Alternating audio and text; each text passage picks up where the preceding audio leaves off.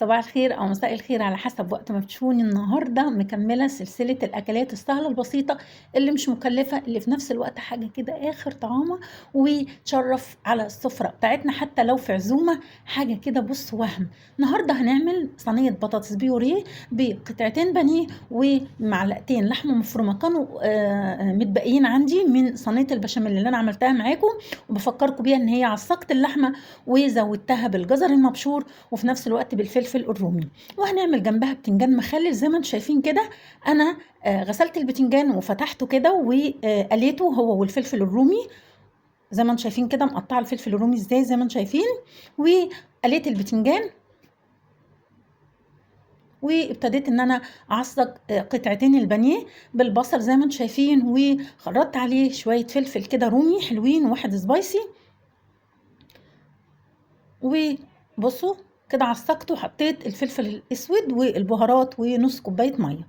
هنا البطاطس بتاعتي بقى بسلقها بشويه ملح، وبعد ما سلقتها كويس جدا وخليتها طريه قوي، حطيت عليها كوبايه لبن. لو ما عندكيش كوبايه اللبن ممكن تحطي ميه، ومعلقتين سمنه بلدي بيدوا تيست عالي وطعم حلو. لو ما فيش خلاص ما فيش مشاكل، اللي متوفر عندك. وهرستها كويس جدا. لو عندك مكعب مرق يكون بودر تحطيها برضو بيدي تيست وطعم عالي. لو ما عندكيش برضو مفيش مشاكل، فلفل اسود وشويه كمون صغيرين او فلفل ابيض. هنا بعد ما رستها كويس جدا جبت البايركس بتاعي او اي صينيه الومنيوم او طاجن، مفيش مشاكل. بصوا البطاطس بيوريه قوي، يعني مش مخلياها سميكه، مخلياها شبه سايله شويه والكريمه، يعني بمعنى اصح كريمه زي ما انتم شايفين كده. جبت نص الكميه وحطيتها في قاع البايركس بتاعي زي ما انتم شايفين، وسويتها. وهحط نص كميه نص الصينيه باللحمه المفرومه بتاعتي، والنص التاني بقطعتين البانيه. يعني اللي بيحب ياكل ده من ده، واللي يحب ياكل مثلا من الفراخ او من اللحمه اللي يعجبك. ان شاء الله تعجبكم. لو عجبتكم ما تنسوش تعملوا لايك وشير واشتراك في القناه وتفعلوا الجرس.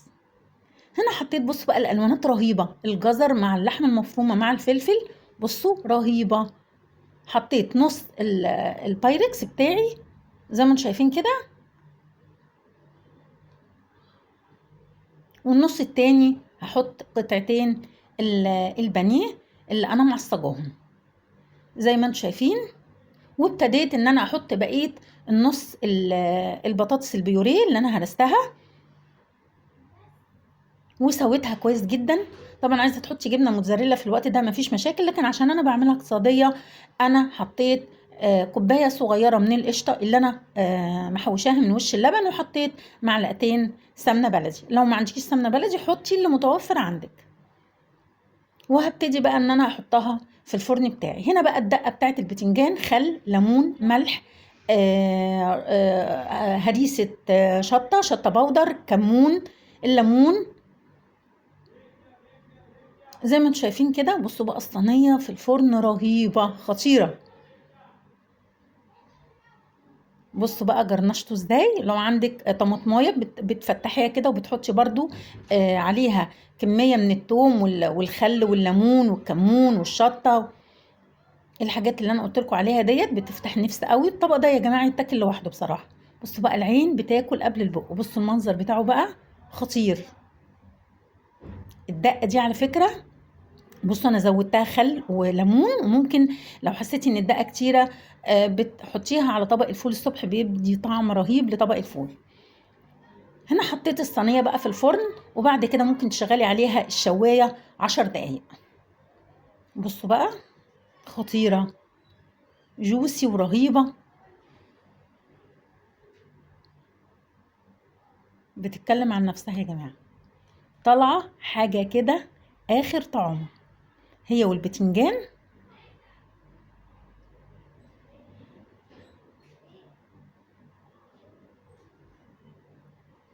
ايه رايكم بقى؟ ومكونات سهله وبسيطه قدرنا نعمل طاجن بطاطس بيوريه طعمه كده في منتهى الجمال. انا بقى بحب اكلها سخنه زي ما انتم شايفين كده. لو عايزه تطلعيها جوسي وسايله بتقطعيها وهي سخنه، لو عايزه تقطعيها قطع لازم تسيبيها تبرد شويه، لكن طبعا اطعم حاجه وهي سخنه كده عشان بتبقى جوسي ورهيبه يعني بصراحه جميله. بصوا بقى قطع الفراخ اللي فيها والنص التاني لحمه مفرومه مع البتنجان خطيره يا جماعه، اتمنى تجربوها.